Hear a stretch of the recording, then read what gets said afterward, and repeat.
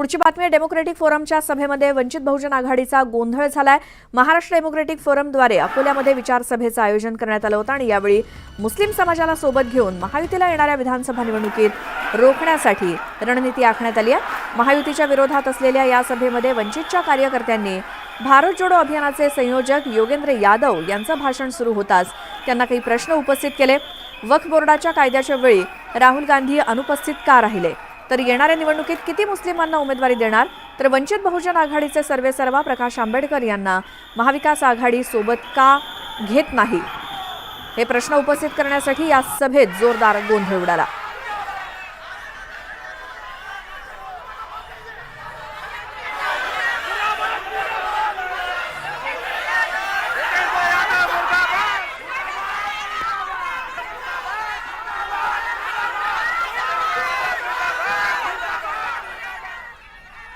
अधिक माहितीसाठी जाऊयात, आमचे प्रतिनिधी कुंदन जाधव आहेत आपल्या सोबत। कुंदन, कशावरनं हा गोंधळ झाला, आत्ताची काय स्थिती?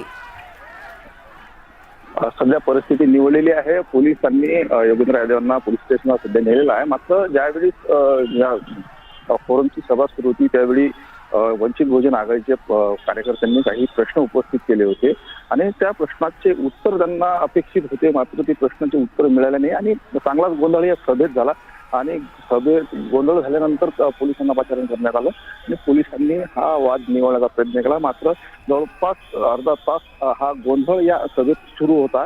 वंचितच्या कार्यकर्त्यांनी खुर्च्याही इथल्या फेकफाक केल्या आणि मोठ्या प्रमाणात गोंधळ घातला।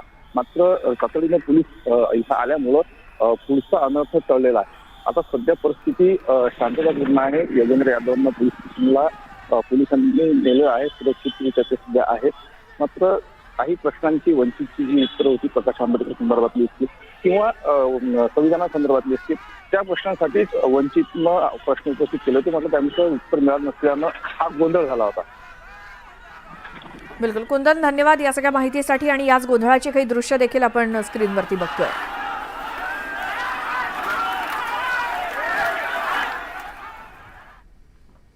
पुढची बातमी, नांदगावमध्ये महायुतीमध्ये वादाची ठिणगी पडली आहे। सुहास कांदेंना उमेदवारी दिल्यास काम करणार नाही, जरी उमेदवारी दिली तरी पक्ष सोडू, पण सुहास कांदेंचं काम करणार नाही असं राष्ट्रवादीच्या नेत्यांनी म्हटलंय।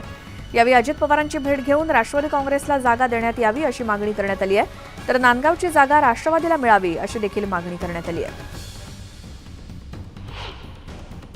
दादा ने हमको अभी ऐसा बताया कि जो हमारी हालांकि मीटिंग होती है तो वो मीटिंग में हम ये सब बातें बताएंगे कि हालांकि हमको भी कुछ बातें मालूम है, लेकिन इतना सब कुछ होगा ये हमको मालूम नहीं है, तो हम उनको बताएंगे कि ऐसे ऐसे हालात इस विधानसभा मतदार संघ के हैं और अगर समझो कि उनको टिकट मिलता है महायुति से और वो लड़ते तो हम उनका काम नहीं कर सकते। हम हमारा उम्मीदवार अपक्ष खड़ा करेंगे और हम उनका काम करेंगे। पुढची बातमी, बबनराव पाचपुते यांनी सागर बंगल्यावरती देवेंद्र फडणवीसांची भेट घेतली। बबनराव पाचपुते यांच्या पत्नी प्रतिभाताई पाचपुते यांना उमेदवारी देण्यात आली आहे। आमची कोणतीही नाराजी नाही, पण पाचपुते परिवारावरती विश्वास दाखवला त्याबद्दल आभार मानण्यासाठी आलो होतो। मुलाच्या बाबतीत देखील कोणतीही नाराजी नाही, अजून काम करण्याची संधी आहे, भविष्यात पक्ष योग्य ती संधी जरूर देईल असा विश्वास बबनराव पाचपुते यांनी व्यक्त केला। तर बबनराव पाचपुते आणि प्रतिभा पाचपुते हे दोघेही त्यांचा मुलगा विक्रमसिंह पाचपुते यांना विधानसभेची उमेदवारी मिळावी यासाठी आग्रही होते, मात्र भाजपनं प्रतिभा पाचपुते यांना उमेदवारी जाहीर केली आहे। डिक्लेअर व्हायच्या आधी कोणाला भेटलो ना, आम्ही न भेटता त्यांनी उमेदवारी दिली, आभार मानायसाठी आलो।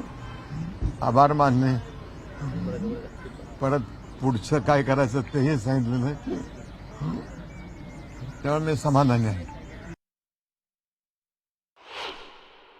पाचपुते साहेब हे प्रत्येक वेळेस 7 वेळेस 7 चिन्हावरती निवडून आलेले, त्याच्यामुळे आमच्या फॅमिलीविषयी इलेक्शन अजिबात अवघड नाही। कितीही समोर उभे असले किंवा एकाच एक जरी लढत असली तर विजय हा माझाच होईल असं मी तुम्हाला सांगू शकते। लवकरच उद्धव ठाकरे गटाची देखील पहिली यादी जाहीर होण्याची शक्यता आहे। मातोश्रीवरती आज मुंबई शहरातील महत्त्वाच्या मतदारसंघातील उमेदवारांची नावं निश्चित होणार आहेत। मुंबईतील लालबाग शिवडी विधानसभा मतदारसंघातील विद्यमान आमदार अजय चौधरी आणि इच्छुक उमेदवार सुधीर साळवींची ठाकरेंच्या उपस्थितीत बैठक होणार आहे। भायखळा विधानसभा मतदारसंघातील सर्व इच्छुक उमेदवारांची उद्धव ठाकरेंसोबत बैठक होणार आहे. भायखळा विधानसभा मतदारसंघात ठाकरे गटातून माजी महापौर किशोरी पेडणेकर, स्थानिक नगरसेवक रमाकांत रहाटे आणि मनोज जामसुदकर इच्छुक आहेत. भायखळा विधानसभा मतदारसंघात विद्यमान शिवसेना आमदार यामिनी जाधव यांच्या विरोधात ठाकरे गटाचे उमेदवार असा सामना होणार आहे. आणि भायखळा विधानसभा मतदारसंघातून महाविकास आघाडीत ठाकरे गट आणि काँग्रेस यांच्यात टोकाचा वाद निर्माण झालाय. विधानसभा निवडणुकीच्या पार्श्वभूमीवर आता जागा वाटपासंदर्भात राजकीय वर्तुळात नेत्यांच्या भेटीगाठी सुरू आहेत. यातच आता मनसेच्या गोटातून अत्यंत महत्त्वाची बातमी ती म्हणजे महायुतीकडून मनसेला काही जागांवरती बिनशर्त पाठिंबा देण्याची शक्यता असल्याची माहिती वरिष्ठ सूत्रांनी न्यूज 18 लोकमतला दिली आहे. याच संदर्भात मुख्यमंत्री एकनाथ शिंदे, उपमुख्यमंत्री देवेंद्र फडणवीस आणि मनसे अध्यक्ष राज ठाकरेंमध्ये तब्बल 2 तास चर्चा झाल्याची माहिती मिळते. मुंबईतील एका पंचतारांकित हॉटेलमध्ये ही चर्चा झाली. शिवडी, वरळी आणि माहीमसोबतच काही मतदारसंघावरती या बैठकीत चर्चा झाल्याची माहिती मिळाली आहे. दरम्यान गेल्या काही दिवसांपूर्वी झालेल्या मनसेच्या मेळाव्यात राज ठाकरेंनी विधानसभा निवडणूक स्वबळावर लढण्याची घोषणा केली होती. कुणाशीही युती न करता स्वबळावर लढणार असल्याचं राज ठाकरेंनी स्पष्ट केलं होतं. त्यानंतर आता मुख्यमंत्री शिंदे आणि उपमुख्यमंत्री देवेंद्र फडणवीस आणि राज ठाकरेंमध्ये झालेली ही भेट अत्यंत महत्त्वाची मानली जाते. त्यामुळे महायुती आणि मनसेच्या पुढील निर्णयाकडे आता राजकीय वर्तुळाचं लक्ष लागलंय. मुंबईतल्या हाय व्होल्टेज मतदारसंघ अशी ओळख असलेल्या वरळी मतदारसंघात हाय प्रोफाईल सामना होणार आहे. या ठिकाणी शिवसेनेकडून शायना एनसी निवडणूक लढवणार आहेत. शिवसेनेच्या धनुष्यबाण या चिन्हावरती शायना एनसी निवडणूक लढवतील. त्यामुळे वरळी विधानसभा मतदारसंघात आदित्य ठाकरे विरुद्ध शायना एनसी अशी लढत या निवडणुकीत बघायला मिळणार आहे.